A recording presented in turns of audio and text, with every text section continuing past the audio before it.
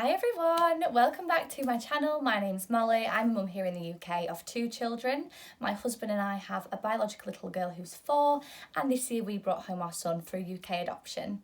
Today's video is about the costs that are associated with the UK adoption process and bringing your little one or little ones home. A lot of people seem to think that adoption is expensive, and I think it's from that perception of international adoption and USA adoption being really costly. So when we brought our little man home, we often got asked, oh my gosh, was that expensive? How much did that cost you? And when we tell people that actually it's pretty much free, they were really shocked. I will just say that every local authority or voluntary agency, whoever you adopt with, is a little bit different in terms of what they ask you to pay, what they will reimburse. It is agency or LA specific, so that'll be something that you'll need to have a look at and consider when choosing who to adopt with.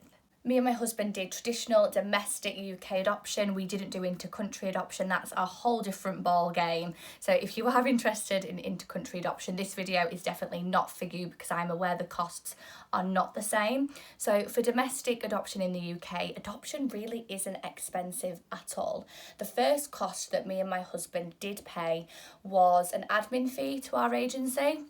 And this was just a fee that we paid at stage 1. I think it was about £75 that we paid, and it was to process things like DBS checks, local authority checks, all of the nitty-gritty checks that they have to do in the stage 1. Our agency did charge us for that. I do have friends who've adopted who've not had to pay for that at all. Again, it is agency specific, but you could more than likely be charged an admin fee for processing all of your initial forms. The second cost that was incurred throughout the adoption process was our medicals. So as part of stage 1 of the UK adoption process, you have to have a private medical undertaken with your GP practitioner or your doctor.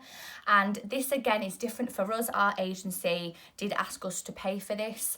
I think our practice charged us £75, but I have done some research and each GP practice does seem to charge something a little bit different. There is a rough price around the £70 mark, but that can vary. So me and my husband paid that individually, so it was about £140, £150 together for both of our private GP medicals. The next cost that we had to pay was for the adoption order application. So when your little one or little ones have come home, after 10 weeks of them being placed with you, you apply to the court for the adoption order. And there is generally a £170 fee that you pay when the court receives your order. Now for us, we paid this initially, but this was reimbursed by our little man's local authority pretty much instantly. We just submitted the receipt and then they transferred that money back to us. Again, it is normal for local authorities to reimburse this cost for you, but it is something that you need to account for because you do have to pay for it initially. Of course, with adoption, like when having any child or welcoming any child home, there is the cost of everything you need for the child or for the children. We bought pram, cot, bed, bedding, clothes, etc. Anything that you might need, bottles, toys, you will need to account for as well. Some local authorities or agencies do offer some kind of grants or some kind of financial support to help you out with this. I'll cover that in a minute in my financial support and circumstances little segment. But you will need to buy some things. Children do normally come with a few things from their foster carer. There isn't a set list of things that they will definitely come with. It's very much case dependent. And if you're doing foster to adopt, for example, and your little one is coming straight from the hospital, then they probably won't have even been with a foster carer before. So you'll need to probably get everything. There are some other costs that you might need to consider. We didn't have to pay for any of these, but things like vet references, if you need a vet reference, or if you need a specialist hospital consultant letter. Sometimes these can also be charged by the hospital or the vets.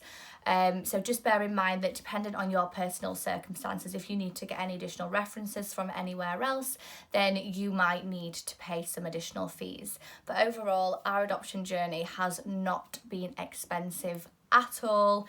In terms of financial support, of course, there is adoption leave and adoption pay. So just like maternity pay, you will most likely be entitled to statutory adoption pay. I've done both maternity leave and pay and now adoption leave and pay, and they have been exactly the same in terms of the pay that I receive and the length that I can have off of work with my little man. So that's absolutely brilliant. I do believe that as it stands currently, if you're self-employed, you are not eligible for adoption pay, which is a whole different ball game. I'm not sure I agree with that whatsoever. It's a real shame. But if you are employed by a company or an employer, then yes, you can get statutory adoption pay, and it's exactly the same as statutory maternity pay. Some local authorities, as I said earlier, do sometimes offer some financial support, like some settling in grants or a small contributory payment towards things like furniture, high chair, the real expensive stuff. Our Little Man's local authority gave us a settling in grant of about £400. We didn't even know about this until he'd been placed with us, so we bought things like the pram and the high chair, the hefty stuff. And so it was really nice to receive that because it did offset some of the expenses that we'd spent in preparing for him to come. So that's something that is dependent on where your child is and what that local authority will offer you. If you are not eligible for statutory adoption pay, as I said, maybe because you're self-employed, then I have been advised earlier on by our agency anyway that sometimes local authorities do offer financial support packages for people who maybe are not entitled to statutory adoption pay because they've not been at work long enough, or if they're self-employed. So don't let it rule you out completely. It's definitely a conversation to have with a local authority or an agency just to get some more information about. As well as the settling in grant, when we were doing our introductions, our Little Man's local authority reimbursed all of the things such as our mileage. They also offered to reimburse a meal allowance. So if we had to travel afar, there would be a meal allowance with a budget per person that we would be able to spend per day. As well as that, if we did need to travel, they would also cover the fees of any accommodation. Nowadays, Airbnbs are really popular if you are traveling quite a distance to do your introductions. They don't always expect you to commute hours and hours there and back every single day. They will put you up in a hotel, but more likely an Airbnb that has a bit more of a homely feel, and it is their responsibility to pay a certain amount for that Airbnb for the period of introductions. A question that I get a lot of the time is, what if I need to pay for specialist appointments like psychotherapists or TheraPlay to help our little one? And the answer there is really the Adoption Support Fund. It's an amazing fund of money that the government have put aside for adoptive families who need support in supporting their little ones. So when you have your little one or little ones placed with you, you will normally be given an adoption support plan which details what kind of support that local authority envisions you and your little ones needing as you are raising them. It will say who is responsible for giving you that support. So normally it's your little one's local authority for the first 3 years, and then after that it diverts to your local authority. And if you did need any support for something like psychotherapy or TheraPlay, you would have an assessment, and whoever is responsible for paying it, whether it's their local authority or your local authority, they would then apply to the Adoption Support Fund to fund that for you. So you wouldn't need to fork out for those appointments because it can be costly, and if your child does have a lot of needs, then it's certainly a concern that you would be having to fork out a lot of money for all of these specialist appointments.